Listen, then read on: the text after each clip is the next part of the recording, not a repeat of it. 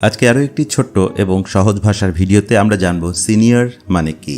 Senior শব্দটা আমরা অনেক জায়গায় শুনি, স্কুলে, অফিসে কিংবা বাসায়, সবখানেই। কিন্তু এর মানেটা কি সহজ ভাষায় জানাচ্ছি। সিনিয়র মানে হলো বয়সে বা অভিজ্ঞতায় কিংবা পদ বা যেটাকে আমরা পদবি বলি, যে আমাদের থেকে অনেক বড় বা এগিয়ে আছেন তাকেই সিনিয়র বলে। ধরো তুমি ক্লাস 7-এ পড়ো, ক্লাস 8-এর ছাত্র তোমার সিনিয়র, কারণ সে তোমার থেকে এক ক্লাস উপরে পড়ে।